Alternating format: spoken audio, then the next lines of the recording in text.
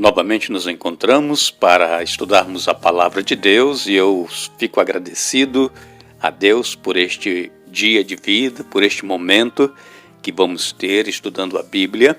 Fico agradecido a cada um de vocês que nos acompanham diariamente e quero saudar a todos com a graça e a paz do Senhor Jesus. É muito bom podermos sempre nos encontrarmos e estudarmos a Bíblia. Nós agradecemos a todos que nos escrevem, dizendo de onde nos ouve, e também agradecemos a todos aqueles que nos escrevem pedindo orações. Temos sempre os nossos momentos de oração.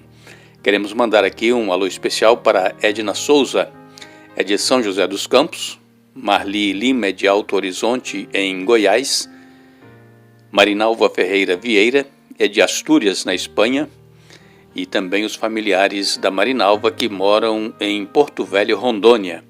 João da Mata e Letícia Mara são de Denbury, Canérica. Edson Fritz e Lícia são de Denbury, também, Canérica.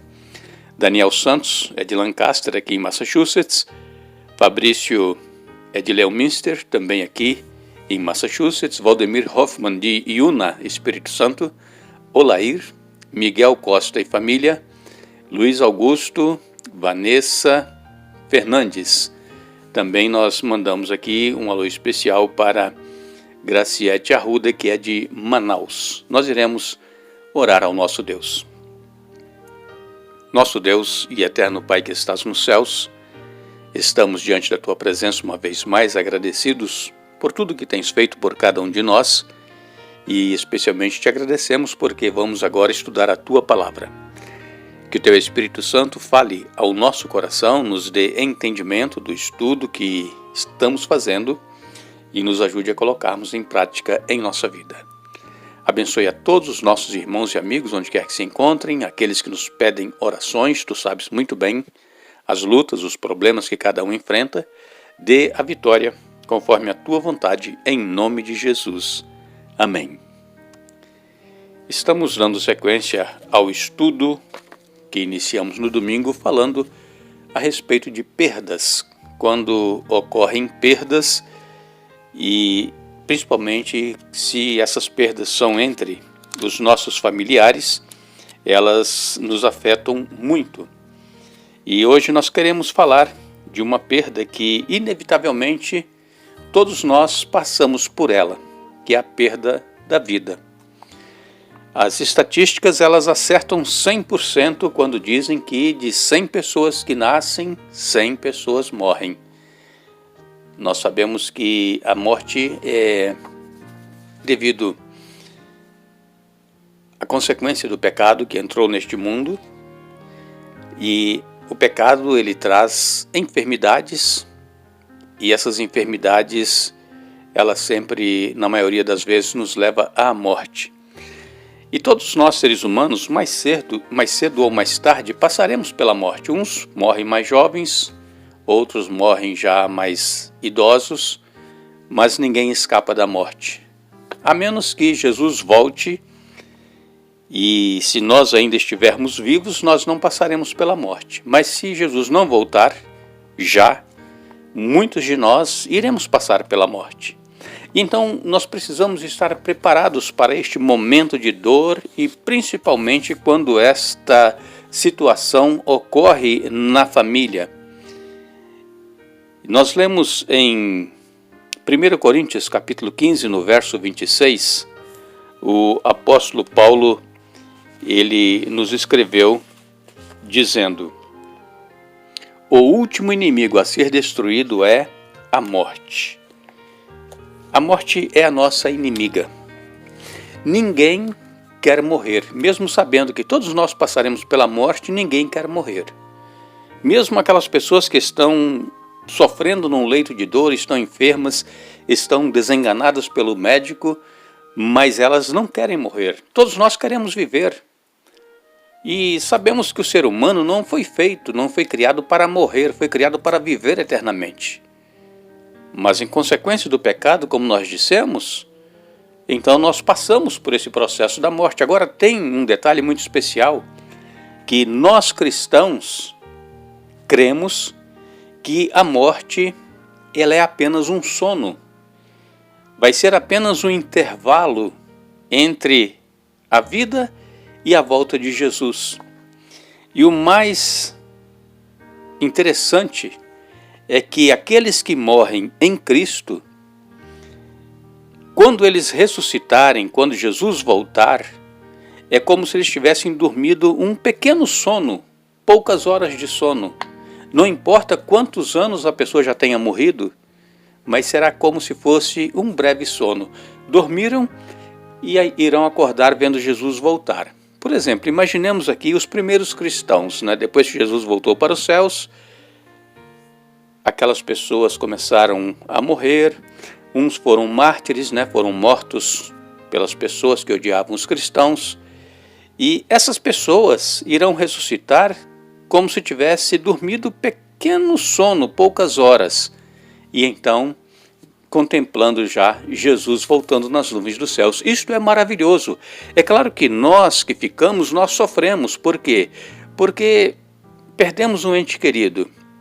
Aquilo nos traz uma dor tremenda, nos traz uma falta muito grande na família, o companheirismo, as conversas que tínhamos com as pessoas e, enfim, aquele convívio, isso nos faz muita falta e nós sentimos, isso nos traz dor. E então nós pensamos, já faz tanto tempo que fulano morreu, e nós sempre vamos lembrando. E nós que ficamos vivos é que sofremos, porque as pessoas que morrem, elas não sabem de coisa nenhuma, cai tudo no esquecimento. Então existe, após a morte de um familiar nosso, após a morte de uma pessoa querida, um amigo, existe aquele processo de luto. E o luto ele não é igual para todos. Por quê? Porque a maioria das pessoas, elas passam por estágios. Normalmente, a primeira reação à morte de um ente querido é o choque e a negação, mesmo quando a morte é esperada. Como eu disse agora há pouco, uma pessoa que está enferma, está doente, está desenganada pelo médico, a morte já é esperada, mais cedo ou mais tarde, mais dias, menos dias, mas mesmo assim a morte ela é um choque. E o choque, aquele choque que nós temos quando a pessoa morre, é a proteção emocional por ser subitamente esmagado pela perda. E esse luto, esse choque, ele dura de 2 a 3 meses. E podemos também passar por um momento em que somos constantemente consumidos por pensamentos sobre o ente querido, mesmo durante tarefas comuns. Quando estamos fazendo alguma coisa, fulano ou fulana gostava disso. Fulano, fulana sempre estava me ajudando a fazer isso. Então, estes pensamentos, eles vêm à nossa mente. E muitas vezes as conversas se voltam então para a nossa perda ou para aquela pessoa querida. E esse período de lembranças, ele pode durar de 6 meses a 1 ano. O estágio do desespero e depressão é um longo período de pesar, provavelmente o estágio mais doloroso e prolongado, durante o qual gradualmente aceitamos e lidamos com a realidade da perda. E nesse estágio, nós podemos sentir emoções como ira, como culpa, né, pela pessoa ter morrido, arrependimento, tristeza, ansiedade. E queremos dizer aos nossos irmãos e amigos que o objetivo do luto não é eliminar a dor ou as lembranças da nossa perda. No estágio final da recuperação, nós começamos a ter interesse renovado nas atividades diárias e a exercer nossas funções normalmente. Às vezes leva um certo tempo para nós voltarmos a ter uma vida normal depois de uma perda, principalmente se for uma perda repentina, uma perda inesperada. A pessoa saiu de casa para o trabalho e acontece um acidente, ou coisas semelhantes, né, que acontece da pessoa morrer repentinamente. E então leva até ano ou mais de ano para a pessoa voltar à sua atividade normal. Mas tudo isso faz parte de um processo de cura. Agora, o que nós deveremos ter sempre em mente é que a morte ela não é o fim de tudo. Nós que somos cristãos temos a esperança da ressurreição. Nós cristãos temos a certeza que quando Jesus voltar, aqueles que morrerem e aqueles que já morreram em Cristo irão ressuscitar. E nós iremos nos reencontrar e viveremos então eternamente. Os vivos, especialmente os amigos ou familiares do falecido, conhecem a dor e a tristeza após a morte. E é possível que você que está nos ouvindo tenha passado por um processo desse recentemente, perdido alguém da família, e isso está machucando você, está trazendo dor, e vai passar. Não é que nós vamos esquecer, mas com o tempo essa dor ele vai sendo aliviada. É o processo do luto.